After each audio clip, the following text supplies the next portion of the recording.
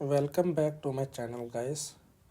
Today we will understand about PM Vishkarma, PM Vishkarma description, PM Vishkarma eligibility, who can apply, and what are 18 trades those who have covered, and the objectives of the scheme, what are their eligibility and the registration process for the scheme. तो आज हम जानेंगे कि PM Vishwakarma scheme के अंदर आप कैसे registration कर सकते हैं और उस स्कीम के क्या क्या फ़ायदे हैं, कौन कौन रजिस्ट्रेशन कर सकता है, इसके अंदर टोटल कितनी ट्रेड्स कवर्ड हैं, कौन सी ट्रेड का कामगार इंसान इसके अंदर रजिस्ट्रेशन कर सकता है, और अगर आप रजिस्ट्रेशन करेंगे तो आपको क्या क्या फ़ायदे होंगे।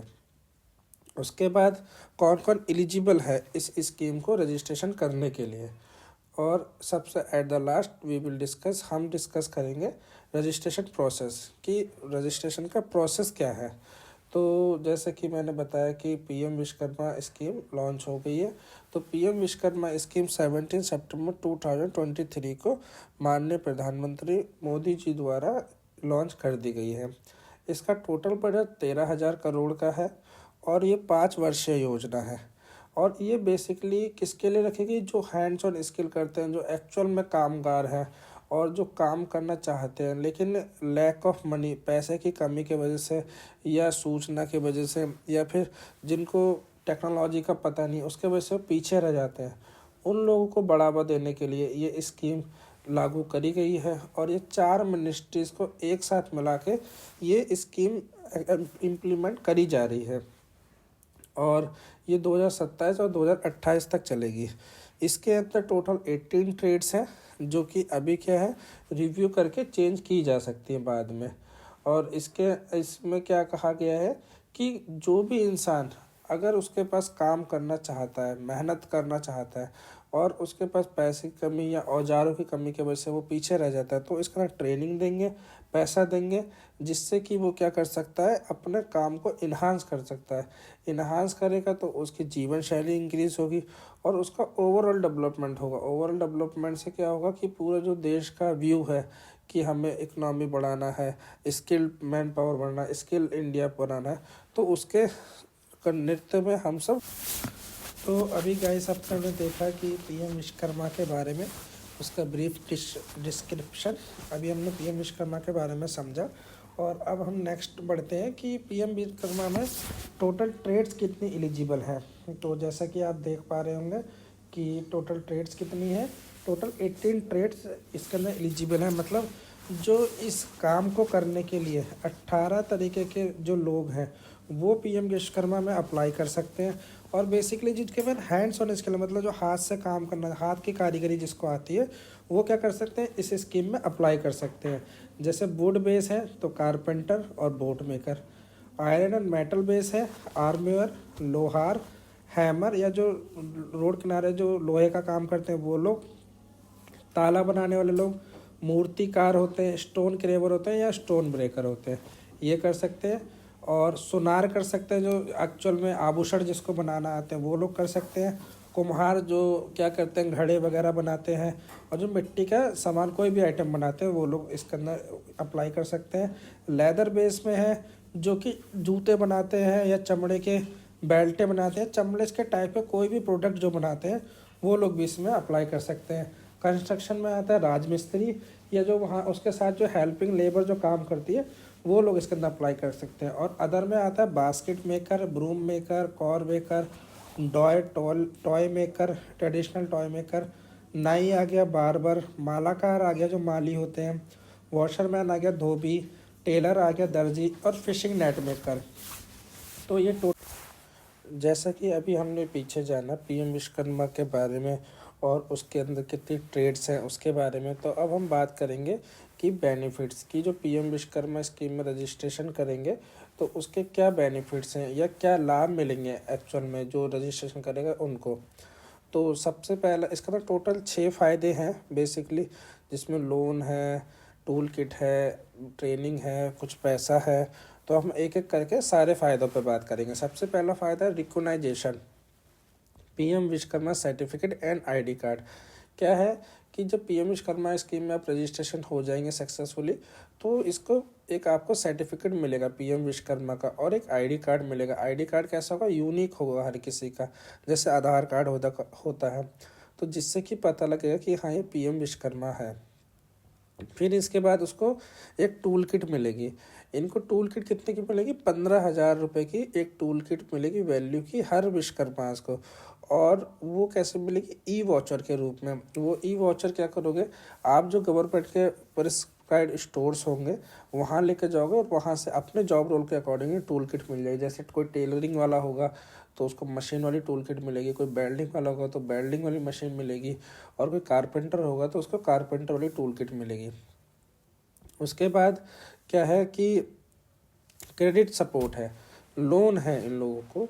लोन कैसा है, 3 लाख का लोन है जो 2 बार में लोन मिलेगा। फर्स्ट बार में 1 लाख का लोन मिलेगा जो 18 महीने में पे करना होगा, और 5% ब्याज होगा, और ये कोलेटरल फ्री होगा, मतलब इसके अंदर कोई गारंटी नहीं देनी होगी। उसके बाद क्या होगा, उनको सेकंड लोन मिलेगा।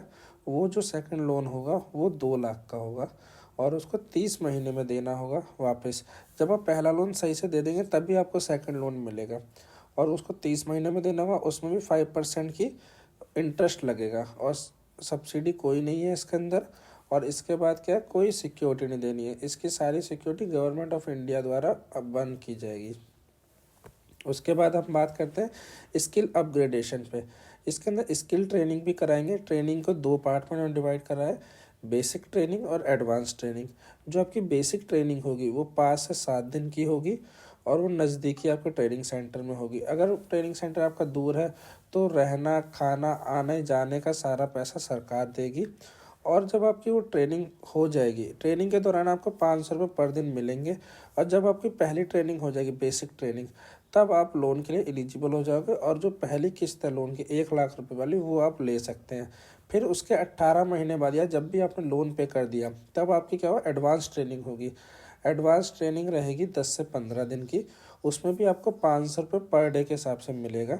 और जब वो आप एडवांस ट्रेनिंग कर लेंगे तब आपको क्या रहेगा कि 2 लाख का लोन मिलेगा उसके बाद में। फिर इसके अंदर रखा गया incentive for digital transaction. Digital transaction के लिए इंसेंटिव मतलब कि जो इनको क्या करना है, डिजिटली एम्पावर करना विश्वकर्मास को। तो उसके लिए क्या है, 1 रुपये पर ट्रांजैक्शन विश्वकर्मास को मिलेगा हर सक्सेसफुल ट्रांजैक्शन पे। जितनी भी वो ट्रांजैक्शन करेंगे, हर सक्सेसफुल ट्रांजैक्शन में सरकार उन्हें 1 रुपये देगी इंसेंटिव के रूप में। और ऐसा कब तक देगी, 100 सक्सेसफुल ट्रांजैक्शंस तक देगी। ये एक बेनिफिट है। सबसे लास्ट बेनिफिट है मार्केटिंग सपोर्ट। मतलब गवर्नमेंट इसके अंदर खुद से मार्केटिंग करेगी, पब्लिसिटी करेगी, ब्रांड बनाएगी, एक उसको क्वालिटी बनाएगी, जिससे कि विश्वकर्मा क्या कर सकते हैं, मार्केट में अपने प्रोडक्ट। तो अभी तक हमने बात कर लिया पीएम विश्वकर्मा स्कीम के बारे में, उनके ट्रेड्स के बारे में, उनके फ़ायदे के बारे में। तो अब जो मेन टॉपिक आता है कि एलिजिबिलिटी, कौन कौन पीएम विश्वकर्मा के में अंदर रजिस्ट्रेशन कर सकता है। तो अब हम एलिजिबिलिटी की बात करें तो देर आर, यहाँ पे क्या है, टोटल 6 एलिजिबिलिटी है जो जो कि मेनली और फोकस करी गई। वही पर्सन एलिजिबल है जो इन 6 कंडीशन को देख पार कर रहा है। सबसे पहली कंडीशन है कि कोई भी व्यक्ति 18 साल से ऊपर होना चाहिए। उसके बाद उसकी मैक्सिमम एज कितनी भी हो चलेगी, लेकिन मिनिमम 18 ईयर्स होनी चाहिए। दूसरी एलिजिबिलिटी क्राइटेरिया है कि कोई भी फैमिली का मेंबर गवर्नमेंट जॉब में नहीं होना चाहिए, वही बंदा अप्लाई कर सकता है, और एक फैमिली से एक ही इंसान अप्लाई करेगा। तीसरी है कि एक फैमिली से एक ही इंसान अप्लाई करेगा, और फैमिली को डिस्क्राइब करा गया है हस्बैंड, वाइफ और उनके अनमैरिड चिल्ड्रन। जैसे कि अगर हम मानते हैं कि एक फैमिली में 7 पीपल्स हैं, दादी दादा हैं, उसके मम्मी पापा हैं, और वो लोग भाई बहन हैं, तो उनके दादी दादा की अलग फैमिली हो गई, और उनके मम्मी पापा और उनके बच्चों की अलग फैमिली हो गई। तो ये फैमिली को कहा गया है। और चौथा कंडीशन है कि जो आर्टिशन है, जिसको हाथ से काम करना आता है और उन 18 ट्रेड्स में से एक है, तो वही लोग सिर्फ इसके अंदर रजिस्ट्रेशन कर सकते हैं। और अगली कंडीशन है कि जो भी रजिस्ट्रेशन। अब सबसे लास्ट टॉपिक अपना बचा है, और सबसे मेन टॉपिक कि कैसे रजिस्ट्रेशन प्रोसेस है, या कोई भी व्यक्ति जो पीएम विश्वकर्मा स्कीम में रजिस्ट्रेशन करना चाहता है तो उसका क्या प्रोसेस है। देखिए, इसके अंदर क्या गया, जो MSME है उन्होंने एसोसिएशन करा है CSC के साथ, कॉमन सर्विस सेंटर, जो आपके नियरेस्ट कोई भी कॉमन सर्विस सेंटर पे आप जाके अपना रजिस्ट्रेशन करा सकते हैं। उनसे बोलिएगा कि हमको PM विश्वकर्मा स्कीम में रजिस्ट्रेशन करना है। उसके लिए आप अपना आधार कार्ड, अपना फ़ोन नंबर, अपना बैंक अकाउंट और अपना राशन कार्ड लेकर जाइए, वो वहाँ पे जाकर रजिस्ट्रेशन कर देगा। अगर आपके पास बैंक अकाउंट नहीं है तो वो बैंक अकाउंट तुरंत ओपन कर देगा।